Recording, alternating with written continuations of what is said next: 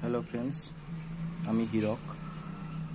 আচ্ছা, আমরা আগের দিন দেখেছিলাম এএলপি হতে গেলে কেমন কি কোয়ালিফিকেশান জানতে হয়, এগুলো আমরা জেনেছিলাম। ঠিক আছে, আজকে আমরা ভালোভাবে সেগুলো দেখে নিচ্ছি। দেখো, কোয়ালিফিকেশান এএলপি 2025। এএলপি হচ্ছে অ্যাসিস্ট্যান্ট লোকো পাইলট, মানে যারা ট্রেন ড্রাইভার হয় অ্যাকচুয়ালি। তার কোয়ালিফিকেশান কী লাগে?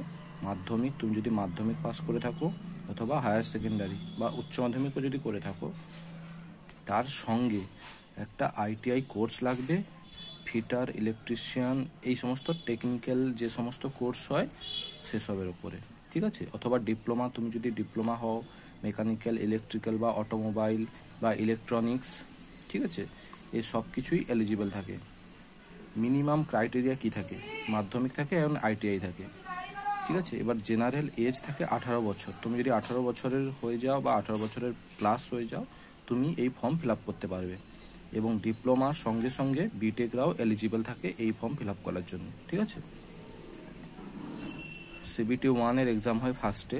তোমার ফর্ম ফিল আপ হওয়ার প্রায় 7 থেকে 8 মাস পরে সিবিটি 1-এর এক্সাম আরআরবি নিয়ে নেয়। ঠিক আছে, সিবিটি 1-এর সিলেবাস যদি আমরা দেখি, তাহলে এখানে থাকে তোমার ম্যাথ 20 মার্কসের, রিজনিং থাকে 25 মার্কসের, সায়েন্স থাকবে 20 মার্কসের, জিকে কারেন্ট অ্যাফেয়ার্স থাকবে 10 মার্কসের। টোটাল 75 মার্কসের এই সিলেবাসটা থাকবে।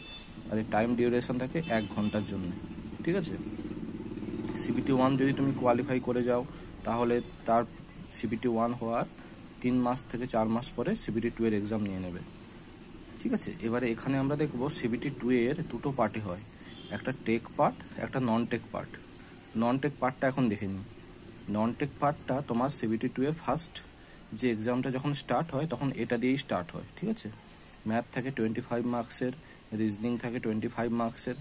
এখানে একটা নতুন সিলেবাস অ্যাড হয়, নতুন টপিক, যেটার নাম হচ্ছে বেসিক সায়েন্স অ্যান্ড ইঞ্জিনিয়ারিং। এই টপিকটা থেকে 50 মার্কসের কোশ্চেন থাকে। ঠিক আছে, এগুলো সম্বন্ধে আমি বিস্তারিত ভিডিও আনবো পরে, এখন এটুকুই জেনে রাখো। ঠিক আছে, টোটাল 100 মার্কসের সিবিটি 2-এর নন টেক পার্টটা হয়। এই 100 মার্কসের জন্য তোমার টাইম দেবে 1.5 ঘন্টা। এটা পার্ট এ গেল, নন টেক পার্ট, সিবিটি 2-এর নন টেক পার্ট। এবার সিবিটি 2-এর টেক পার্টটাতে চলে আসি। সিবিটি 2-এর টেক পার্টে থাকে কোয়ালিফাই করা অনলি 35 মার্কস অফ 75। 75টা কোশ্চেন থাকবে, তার 35% মানে 26.25 তোমার লাগবে।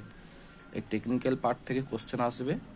এই সিবিটি 2 কোয়ালিফাই করার পরে তোমার সিবিএটি বা সাইকো এক্সাম দিতে হয়। ঠিক আছে, thank you, all the best.